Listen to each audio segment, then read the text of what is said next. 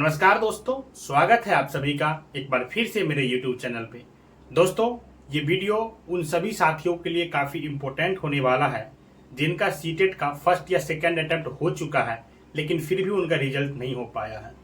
ये वीडियो उन सभी साथियों के लिए भी काफ़ी इम्पोर्टेंट होने वाला है जो इस बार दिसंबर में पहली बार सीटेट में बैठने वाले हैं और वो चाहते हैं कि एक बार में ही उसका रिजल्ट हो जाए। इस वीडियो में हम लोग काफ़ी इम्पोर्टेंट बातें करने वाले हैं। हम आपको ये भी बताने वाले हैं कि वो एकमात्र बुक कौन सी है जिसको आपको पढ़नी है सीटेट के लिए, जिससे आपका रिजल्ट हर हाल में होगा। इन सभी चीज़ों को समझने से पहले हमको सीटेट के बारे में समझना होगा। इस एग्ज़ाम का नीड क्या है, ये एग्ज़ाम आपसे क्या चाहता है। जो स्टूडेंट इस चीज़ को नहीं समझ पाते हैं उनके लिए सीटेट काफ़ी डिफिकल्ट होता है और वैसे ही स्टूडेंट का रिजल्ट नहीं हो पाता है। आप जिस एग्ज़ाम की प्रिपरेशन कर रहे हैं उस एग्ज़ाम को समझिए, उसका नीड क्या है, वो एग्ज़ाम आपसे क्या चाहता है, फिर आप आसानी से उसमें रिजल्ट दे दोगे। क्योंकि सीटेट एग्ज़ाम मेरा मानना है कि डिफ़िकल्ट नहीं है। अगर डिफ़िकल्ट होता तो लोग आसानी से क्लियर करते नहीं। जितने लोग क्लियर कर रहे हैं ना, उसमें से बहुत सारे लोग ऐसे भी हैं जिन्होंने 1 महीने या 2 महीने में पढ़ के आसानी से क्लियर कर दिए हैं। तो डिफ़िकल्ट नहीं है। अगर डिफ़िकल्ट होता तो मैं अपना ही बता देता हूँ कि मैंने भी सीटेट के लिए कोई ज़्यादा मेहनत नहीं किया था, कोई ज़्यादा लंबा प्रिपरेशन भी नहीं किया था। अपने स्टडी के साथ मैंने इसका प्रिपरेशन किया और 1 से 1.5 महीने मैंने पढ़ा था और मैंने अच्छा रिजल्ट दिया। पेपर 1 और पेपर 2 में मेरे अच्छे मार्क्स हैं। लेकिन कितने मार्क्स हैं, कैसे मैंने स्कोर किया, किस सब्जेक्ट में कितना स्कोर है, ये सब बात करना एक अलग एपिसोड है, तो कभी और इस पर हम लोग बात करेंगे। लेकिन मुद्दे की बात यह है कि सीटेट एग्ज़ाम में बहुत सारे लोग आसानी से रिजल्ट ले रहे हैं, बहुत सारे लोग को रिजल्ट आसानी से नहीं मिल पा रहा, वो काफ़ी परेशान है। दोनों के बीच क्या डिफरेंस है, वो क्या ऐसे कर रहे हैं जो उनका रिजल्ट हो रहा है और आप ऐसा क्या गलती कर रहे हैं कि आपका रिजल्ट नहीं हो रहा है। एक बात समझिए, अगर सर पे चोट लगा है तो मलहम अगर हम पैर में लगाएंगे तो क्या मेरा सर का दर्द आराम हो जाएगा? नहीं ना। सेम इसी तरीके से सीटेट के साथ आप लोग कर रहे हैं।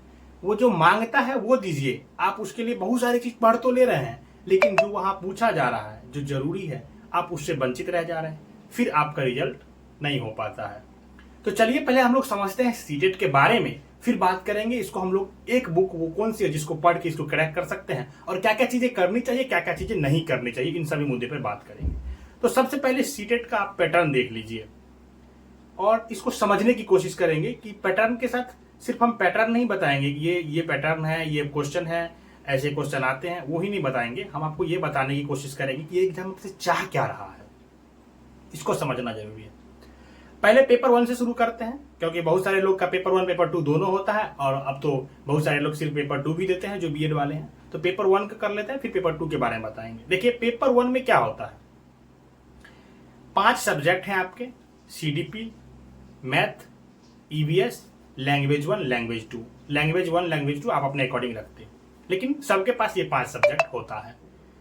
अब आपसे एक बात समझनी है कि अगर आपका सीडीपी स्ट्रांग है तो वो आपका पेडागोजी में भी हेल्प करेगा। यानी कि अगर हम बात करें कि ये 5 सब्जेक्ट जो 150 नंबर 150 मार्क्स के होते हैं, उसमें से 90 मार्क्स सीडीपी और पेडागोजी का होता है। 15 नंबर का पेडागोजी आपका हो जाएगा मैथ में और 15 नंबर का पेडागोजी ईवीएस में, 15 हिंदी में, 15 इंग्लिश में। कुल मिला के सीडीपी के साथ अगर इसको ऐड आप करो तो 90 मार्क्स का होता है। और जनरल का सीटेट क्वालिफाई करने के लिए भी 90 मार्क्स का टफ है, क्वालिफाइंग मार्क्स है।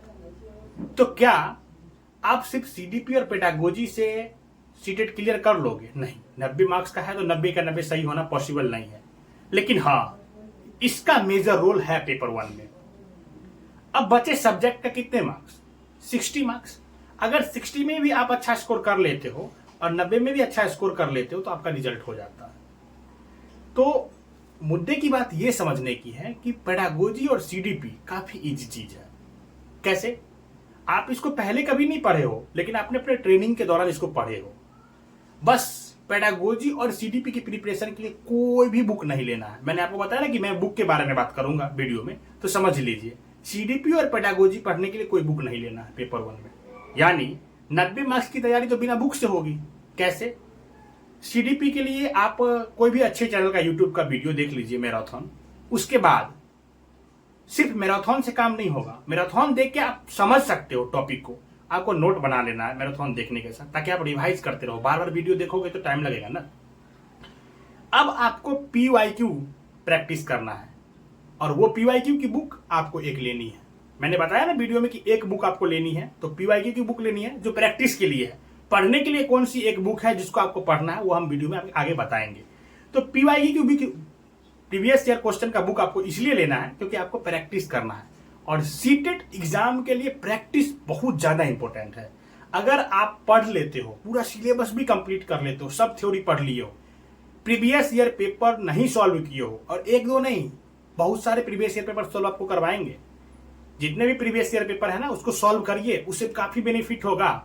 आपको कंसेप्ट के पे पकड़ भी स्ट्रांग होगा, और आपको समझ में आने लगेगी ये एग्जाम आपसे क्या चाह रही है, ये आपको क्या सिखाना चाहता है, एक टीचर बनने के लिए आपको क्या आना चाहिए। ये सारी चीजें प्रीवियस ईयर पेपर करते करते आपको समझ में आएगी।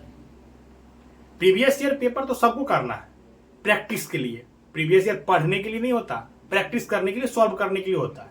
तो ये बुक आप बुक के तौर पे मत लो कि सर प्रीवियस ईयर का बुक हमको पढ़ना है, नहीं, पढ़ने के लिए तो है नहीं, वो तो प्रैक्टिस करना है। डेली आपको एक सेट लगाना है, चाहे आप ऑनलाइन लगा लीजिए प्रीवियस ईयर पेपर, या फिर ऑफलाइन लगा लीजिए। ऑनलाइन लगाइएगा तो एग्जाम टाइम जो है उससे 10-20 मिनट पहले खत्म करने की कोशिश कीजिए ऑनलाइन में, क्योंकि ऑफलाइन एग्जाम होती है तो गोला भी आपको रंगना होता है, तो उसमें टाइम लगेगा।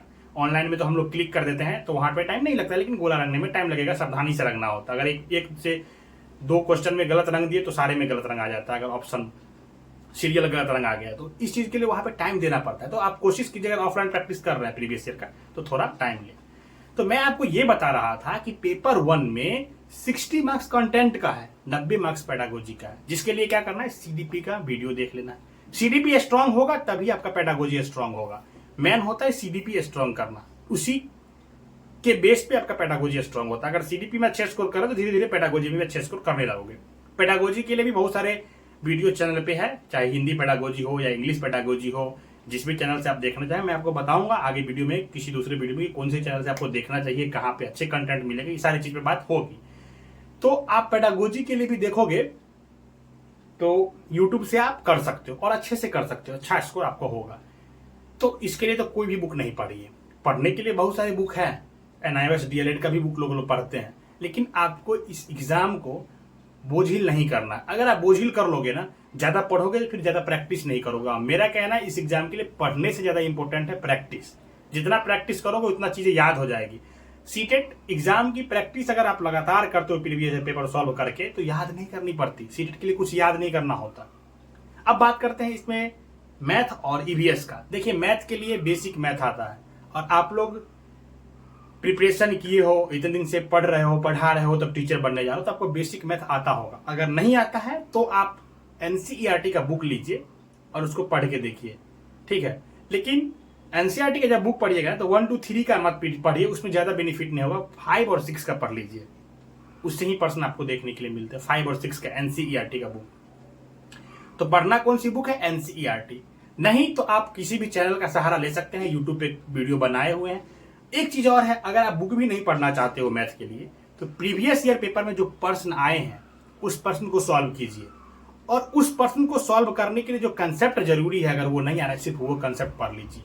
जैसे आज प्रीवियस ईयर पेपर सॉल्व किए और आपको दिखा कि मैथ के 15 क्वेश्चन में से 5 नहीं बने हैं, तो वो 5 प्रश्न किस कंसेप्ट से पूछे जा रहे हैं, सिर्फ उसको क्लियर कर लीजिए, हो गया, आपका मैथ अच्छा हो जाएगा। 28-29 आप स्कोर करने लगोगे CDP पेडागोजी अगर कर लोगे साथ में। तो पेपर 1 के लिए मैथ के लिए ज्यादा परेशान होने की जरूरत नहीं होती, बहुत सारी बुक पढ़ने की जरूरत नहीं होती। आप ये चीज कर सकते हो, जो पेपर 1 के प्रीवियस ईयर में पूछे गए उस प्रश्न को सॉल्व कीजिए, जो प्रश्न नहीं आ रहे हैं उसको सर्च कीजिए, उससे रिलेटेड क्या कंसेप्ट हो सकता है उस कंसेप्ट को पढ़ लीजिए, आपका पेपर 1 का मैथ अच्छा हो जाएगा। उसके बाद आती है EVS। अगर EVS के लिए आपको पढ़ना है तो NCERT का बुक पढ़ लीजिए 3, 4, 5 का। कुछ क्वेश्चन आजकल EVS में आउट ऑफ द बॉक्स आ रहा है, कहने का मतलब 1, 2, 3, 4, 5 के बुक से ऊपर आ रहे हैं, है ना। 1-2 क्वेश्चन आते हैं, हर बार आते हैं। उसके लिए आपको परेशान नहीं होना है कि आप EVS के लिए कोई अलग से बुक ले लें जिसमें बहुत सारे कंसेप्ट हो। नहीं भाई, उतना बोझिल करोगे तो फिर जो मेन चीज पे फोकस करना वो नहीं हो पाएगा। आपको 150 में 150 थोड़ी लाना है कि आप चाहोगे कि EVS का उस प्रश्न को भी बना ही के माने जो प्रश्न NCERT से बाहर से आ रहा है। नहीं करना है, उतना परेशान नहीं होना।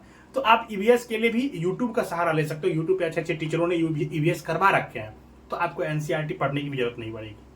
यूट्यूब से देख लो वीडियो, और वही कुछ कहानियां हैं, काफी कम सिलेबस है ईवीएस का एनसीईआरटी में, उससे क्वेश्चन आपको आ जाते हैं। यही मान के चलते हैं 12 से 13 क्वेश्चन आप सॉल्व कर सकते हो, उससे वीडियो देखकर समझ लोगे ना एनसीईआरटी का जो उन्होंने ईवीएस का करवाया है, तो हो जाएगा। ये चीजें हैं। तो पेपर 1 के लिए सिर्फ एक बुक पढ़नी है, वो है प्रीवियस ईयर पेपर। और प्रीवियस ईयर पेपर कौन सी लेनी है मैंने वीडियो चैनल पे बना रखा है, कौन सी प्रीवियस ईयर पेपर बेस्ट है, तो आप उसको देखना। मैंने ये भी बता रखा है कि आप फ्री में प्रीवियस ईयर पेपर ऑनलाइन कहां से कर सकते हो, चैनल पे वीडियो है, आप एक बार विजिट करो, जाओ और प्ले लिस्ट में जाकर वीडियो देखो, आपको समझ में आ जाएगी प्रीवियस ईयर पेपर कौन सी लेनी चाहिए। नहीं तो हम नेक्स्ट वीडियो में बात कर देंगे, क्योंकि ये वीडियो ऑलरेडी लंबा हो चुका है। अगर प्रीवियस ईयर भी बताने लगे कौन सा लेना चाहिए कौन सा नहीं, तो और लंबा हो जाएगा। अब बात करते हैं पेपर 2 का। तो मैंने पेपर 1 के लिए एक बुक बताई, प्रीवियस ईयर पेपर यूट्यूब, बस।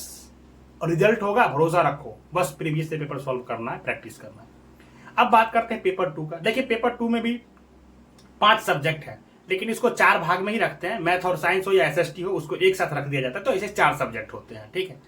तो CDP, math science, language 1, language 2, 4 subject आपको हुए हैं। इससे मैथ साइंस को अलग कर दो तब 5 होंगे। सीडीपी आपने पेपर 1 का पढ़ा है तो वो पेपर 2 में हेल्प करेगा।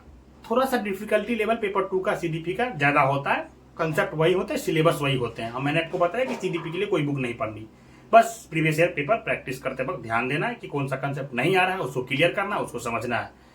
कई दफा तो पेपर 1 से डिफिकल्ट भी नहीं आते, पेपर 2 का सीडीपी एज इट इज रह जाते हैं, उसी लेवल का हो जाता है। तो ज्यादा परेशान होने की जरूरत नहीं होती है सीडीपी के लिए। प्रीवियस ईयर पेपर प्रैक्टिस करके आप ये कर लोगे, और यूट्यूब पे वीडियो तो देखोगे ही ना कंसेप्ट समझने के लिए सीडीपी का। तो यहाँ आपका काम हो जाता है। बचता है मैथ साइंस। अच्छा, पेपर 2 का सिलेबस में डिफरेंस थोड़ा सा ये होता है, यहाँ पे मैथ साइंस जो है ना 60 मार्क्स के पूछ जाते हैं, जिसमें 40 मार्क्स कंटेंट होता है, 20 मार्क्स पेडागोजी होता है। तो अगर 20 मार्क्स पेडागोजी होता है तो इधर 10 नंबर जो है ना कम जाते हैं पेडागोजी में। जो 90 हो रहे थे ना वो आपको 80 मार्क्स के हो जाएंगे, ठीक है। और इधर जो 60 मार्क्स कंटेंट के हो रहे थे वो बढ़ के 70 मार्क्स के हो जाएंगे। बस इतना ही डिफरेंस होता है।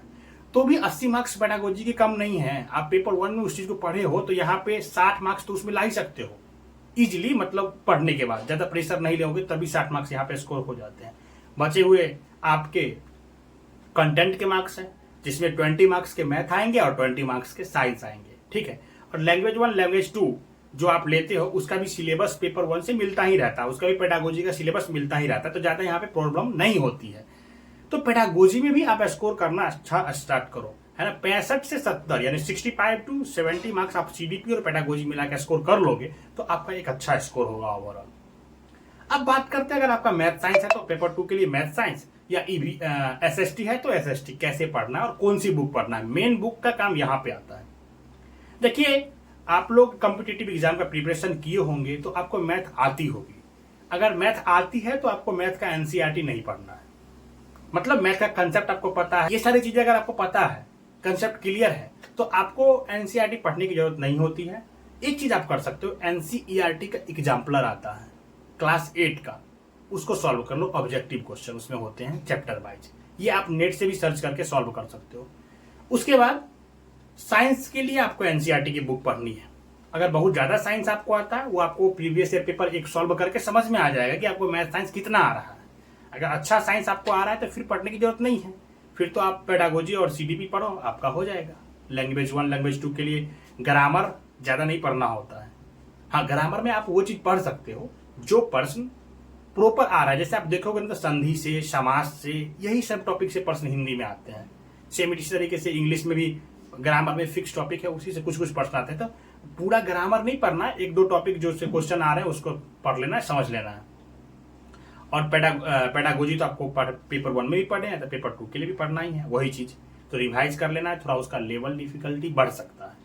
बात करते हैं कि कौन सी बुक पढ़नी चाहिए पेपर 2 के लिए, मैथ साइंस है तो और या एसएसटी है तो एनसीईआरटी की बुक आपको पढ़नी है, इसके अलावा कुछ भी नहीं। मैथ साइंस के पढ़ने के लिए अगर आपका मैथ वीक है तो भी आप एनसीईआरटी पढ़िए क्लास 6, 7, 8 का, और काफी कम समय में आप इसको पढ़ सकते हो, ज्यादा डिफिकल्ट नहीं है। पढ़ने के साथ उसका एक्सरसाइज या क्वेश्चन सॉल्व कीजिए। साइंस क्लास 6, 7, 8 का आप थोड़ी पढ़ जाइए, उसको समझने की कोशिश कीजिए। बस यही एक बुक है जो आपको पढ़नी है, और प्रीवियस ईयर पेपर सॉल्व करनी है। इसके अलावा किसी भी बुक के पीछे मत भागिए, बहुत सारे बुक इकट्ठा मत करिए, बोझिल मत करिए अपना पढ़ाई, फिर आपका सीटेट का रिजल्ट काफी डिफिकल्ट हो जाएगा। स्टूडेंट ऐसे ही कर रहे हैं, बहुत सारे स्टूडेंट आप में से ऐसे होंगे जिनका मैथ साइंस अच्छा होगा तो वो आसानी से रिजल्ट ले लेंगे, क्योंकि ईवीएस सीडीपी वो यूट्यूब से पढ़ेंगे, नोट बढ़ाएंगे, उनका वहां से रिजल्ट हो जाएगा। अगर मैथ साइंस वीक है तो एनसीईआरटी का बुक पढ़ना है, उसको सॉल्व करना है, एनसीईआरटी एग्जाम्पलर के ऑब्जेक्टिव करने हैं बस।